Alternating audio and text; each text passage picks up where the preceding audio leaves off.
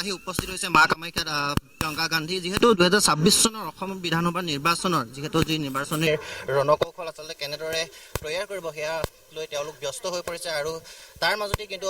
দুদিনীয়া ভ্ৰমণসূচীৰে যিহেতু অসমলৈ আহিছে প্ৰিয়ংকা গান্ধী আৰু বৰ্তমান সময়ত মা কামাখ্যাত উপস্থিত হোৱা দেখিবলৈ পোৱা গৈছে যিহেতু পুৱা 10 বজাত যিহেতু বিমানবন্দৰত উপস্থিত হৈছিল আৰু বিমানবন্দৰৰ পৰা পোনে পোনে যিহেতু মা কামাখ্যাৰ যি আশীষ সেই আশীষ ল'বৰ বাবে আহি উপস্থিত হৈছে এই কামাখ্যা ধামত আৰু কামাখ্যা ধামৰ পৰা পোনে পোনে যিহেতু তেওঁ যাব ৰাজীৱ ভৱনলৈ আৰু ৰাজীৱ ভৱনৰ কংগ্ৰেছৰ যিসকল বিষয়ববীয়া আছে সেই বিষয়ববীয়াসকলৰ সৈতে বহুকেইখন গুৰুত্বপূৰ্ণ বৈঠক আছে আৰু সেই বৈঠকত মিলিত হ'ব যিহেতু প্ৰিয়ংকা গান্ধী আৰু 2026 চনৰ অসম বিধানসভা নিৰ্বাচনৰ নিৰ্বাচনী যি ৰণকৌশল আৰু সেই ৰণকৌশলৰ অংশস্বৰূপে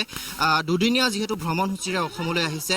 প্ৰিয়ংকা গান্ধী আৰু পুৱা 10 বজাত আহি গুৱাহাটী বিমানবন্দৰত উপস্থিত হৈছিল আৰু তাৰ পাছতেই তেওঁ আহি পোনে পোনে কামাখ্যা দৰ্শন কৰে আৰু কামাখ্যা দৰ্শন কৰাৰ পাছত তেওঁ ৰাজীৱ ভৱনলৈ ৰাওনা হ'ব এক কথাত ক'ব লাগিব যে আচলতে 2026 চনৰ বিধানসভা যি নিৰ্বাচন সেই নিৰ্বাচনৰ ৰণকৌশল কেনেদৰে তৈয়াৰ কৰিব বিষয়ববীয়াসকলৰ সৈতে বহুকেইখন গুৰুত্বপূৰ্ণ বৈঠকত মিলিত হ'ব যিহেতু অসমৰ কংগ্ৰেছ দলৰ প্ৰাৰ্থী নিৰ্বাচনী যি কমিটি স্ক্ৰিনিং কমিটিৰ অধ্যক্ষৰূপে যিহেতু নিখিল ভাৰত কংগ্ৰেছ কমিটিয়ে দায়িত্ব অৰ্পণ কৰাৰ পিছত যিহেতু বুধবাৰে অসমলৈ অহাৰ কথা আছিল কংগ্ৰেছ নেত্ৰীগৰাকী কিন্তু কাৰণবশতঃ তেওঁ আহিব নোৱাৰিলে আৰু তাৰ পাছত আজি আহি উপস্থিত হোৱা দেখিবলৈ পোৱা গৈছে আৰু লগত যিহেতু আছে তেওঁ গৌৰৱ গগৈ আৰু গৌৰৱ গগৈ লগ দিছে আৰু এয়া হৈছে কামাখ্যাৰ সামগ্ৰিক পৰিৱেশটো মোৰ অতীত সঞ্জয় দেখাই আছে আচলতে